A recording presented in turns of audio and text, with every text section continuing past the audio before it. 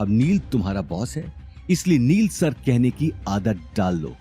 नील का सोचना है कि तुम्हें अभी बहुत कुछ सीखने की जरूरत है। ये बात सुनते ही अवनी की आंखें गुस्से में लाल हो गई। कहाँ है नील? मुझे उससे फेस टू फेस बात करनी है।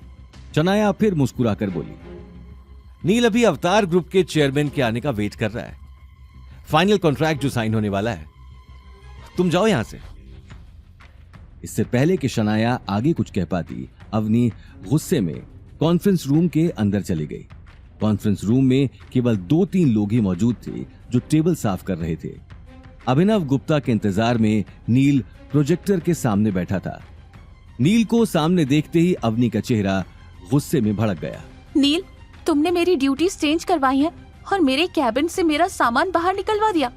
हाँ, अब मैं तुम्हारा बॉस हूँ, मैं जो चाहूंगा वही होगा। मैं अपना कैबिन छोड़कर कहीं नहीं जाने वाली। मैं तुमसे पहले से इस कंपनी में काम कर रही हूँ। मैं तुम्हारे अंडर हरगिज काम नहीं करने वाली। बात करते करते सडनली अवनी की नजर टेबल के कोने में रखे डिजाइन पर चली गई।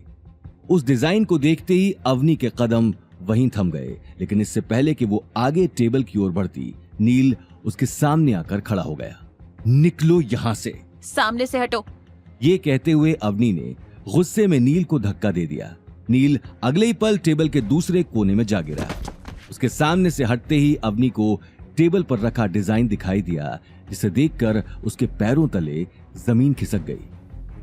अवनी के सामने उसी का बनाया हुआ डिजाइन रखा था, जिस पर अवतार की स्टैंप लगी थी, लेकिन उसके खुद के साइन की जगह पर नील का नाम लिखा था। ये देखकर अवनी अपने आंसू नहीं रोक पाई। अवनी अगले ही पल डिजाइन लेकर वहां से जाने लगी, लेकिन उसी वक्त नील ने उठकर डोर बंद कर दिया। हट जाओ सामने से। मैं सोच भी नहीं सकती थी कि तुम इतनी गिरी हुई हरकतें करोगे। तुमने मेरी डिजाइन कॉपी कर ली। तुम्हारी हिम्मत कैसे हुई? मैं अभी दादी सा से जाकर। कोई फायदा नहीं है, दादी सा इसके बारे में सब कुछ जानती हैं, इसलिए मैं तुम्हें वार्न कर रहा हूँ। कुछ भी करने से पहले अच्छी तरह सोच लेना, क्योंकि इसका अंजाम बहुत बुरा होगा। नील की धमकी सुनकर अवनी का गला सूख गया। वहीं दूसरी तरफ कॉन्फ्रेंस रूम से आ रही आवाजें सुनकर स्टाफ के सभी मेंबर्स एक दूसरे से बातें करने लगे और सेक्रेटरी ने उसी वक्त गायत्री देवी को इन्फॉर्म कर दिया। गायत्री देवी ये खबर सुनते ही कॉन्फ्रेंस रूम में आ गई। वो समझ गई थी कि अवनी को सच पता लग चुका होगा। वो जैसे ही कॉन्फ्रेंस रूम के बाहर पहुंची तो अवनी और नील उसके सामने खड़े हो गए। स्टाफ के बाकी मेंबर्स भी घेरा बनाकर गायत्री देवी को देखने लगे। सब लोग अपना अपना काम करो। अवतार के चेयरमैन आ ही गए हैं। उनके आने से पहले मुझे सब लोग अपने अपने काम करते हुए दिखने चाहिए। गायत्री देवी की बात सुनते ही सभी अपने अपने काम में लग गए। गायत्री देवी उसी वक्त नील और अवनी के पास आई। ये क्या तमाशा लगा रखा है? नील ने मेरा डिजाइन चोरी किया है। अवतार ग्रुप के चेयरमैन ने मेरी डिजाइन सिलेक्ट की है दादी सा। तो फिर ये नील मेरी डिजाइन को अपना कैसे कह सकता है? वो मेरी जगह पर डिजाइन डायरेक्टर कैसे बन सकता है? मैं ये सच अभिनव जी को बताकर रहूंगी। उनका जानना जरूरी है। अवनी की बातों से गायत्री देवी को गुस्सा आता है और वो अवनी का हाथ जोर से पकड़कर उसे ऑफिस से बाहर ले जाती है। नील और शनाया को अवनी की ये हालत देखकर मजा आता है। तुझसे कहा ना मैरियट के चेयरमैन के सामने कोई तमाशा नहीं चाहिए मुझे। अगर तुम अपने इमोशंस को कंट्रोल नहीं कर सकती तो जाओ यहाँ से। जैसे तुम्हारा पति मुफ्त की रोटियां तोड़ता है, तुम भी तोड़ो।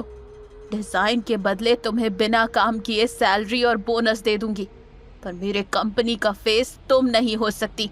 जाओ यहाँ से। ये कहते हुए गायत्री देवी जोर से अवनी को धक्का देती है और अवनी अपना बैलेंस लूज करके जमीन पर गिरने वाली होती है। ऑफिस के अंदर से सब लोग तमाशा देख रहे थे। नील और शनाया ऐसे मुस्कुरा रहे थे जैसे उन्हें लॉटरी लगी हो। और इससे पहले कि अवनी पूरे ऑफिस के सामने अपने मुंह के बल गिरे, गौतम उसे पकड़ लेता है और गुस्से से गायत्री देवी को देखने लगता है। अब क्या करेगा गौतम? क्या सबको पता चल जाएगा कि गौतम ही है अवतार ग्रुप का मालिक? क्या होंगे इन सारे सवालों के जवाब?